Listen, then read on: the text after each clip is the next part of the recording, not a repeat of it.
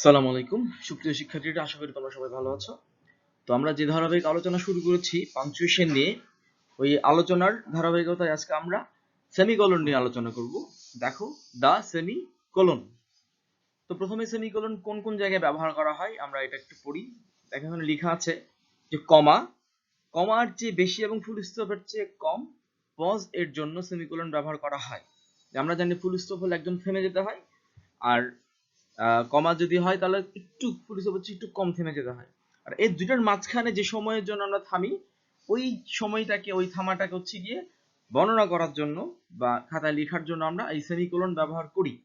আবার 2 নম্বরে দুইটা একই রকম বাক্যকে সংযুক্ত করার জন্য সেমিকোলন ব্যবহার করা হয়। একই ধরনের দুইটা সেন্টেন্সকে যদি আমরা যুক্ত করতে চাই তখন আমরা এই ক্ষেত্রে সেমিকোলন ব্যবহার করি।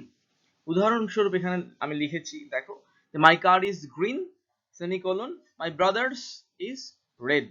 তাহলে খেয়াল করো, দেখো এখানে দুইটা একই ধরনের বাক্য। আমার গাড়ির রং হচ্ছে সবুজ, আমার ভাইয়ের গাড়ির রং হচ্ছে লাল।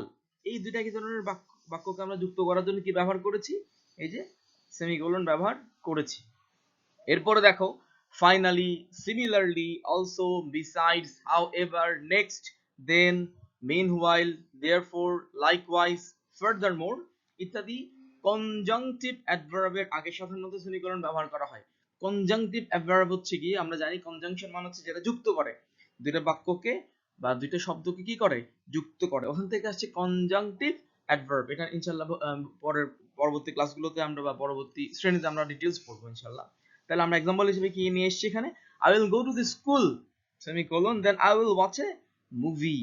দেখো যে এখানে দেখো, আমি স্কুলে যাব, তারপর হচ্ছে আমি কি করব, আমি একটা মুভি দেখব। এই যে এখানে আমি স্কুলে যাব, স্কুলে যাওয়ার পরে আমি মুভি দেখব, তারপর এখানে দেন যে শব্দটা ব্যবহার করা হয়েছে এটা হচ্ছে একটা কনজাংটিভ অ্যাডভার্ব। এই শব্দটির আগে কি ব্যবহার করা হয়েছে? দেখো, সেমিকোলন ব্যবহার করা হয়েছে। এরপর দেখো, লোকেশন মানে স্থান, ডেট মানে তারিখ, নেম মানে নাম, এবং ডেসক্রিপশন মানে বর্ণনা, এর লিস্ট বানানোর ক্ষেত্রে আমরা সেমিকোলন ব্যবহার করি। তাহলে প্রথম দেখো, নেমস এন্ড ডেসক্রিপশনস এর एग्जांपल কি আছে? My favourite persons are Nurul Islam, my English teacher mister Khairul Islam, my math teacher and mister Tapan Chakraborty, my Bengali teacher. তাহলে দেখো এখানে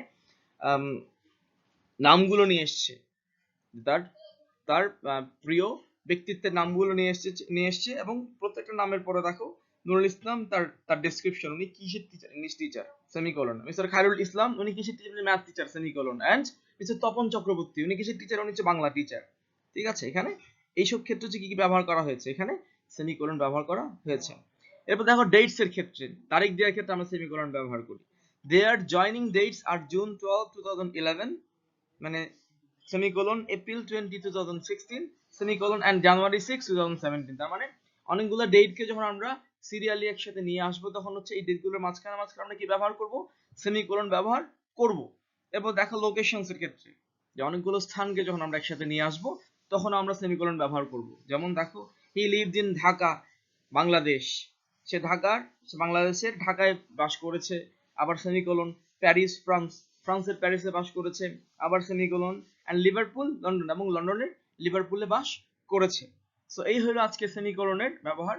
তোমরা ভিডিওটা 2 থেকে 3 বার ভালো মতো দেখো, তাহলে শুধুমাত্র যদি একটা বিষয় নিয়ে আমরা আলোচনা করেছি, একটা বিষয় যেন সবাই ভালো মতো বুঝে নাও। আজকে ক্লাস এতটুকুই, সবাইকে ধন্যবাদ। আসসালামু আলাইকুম।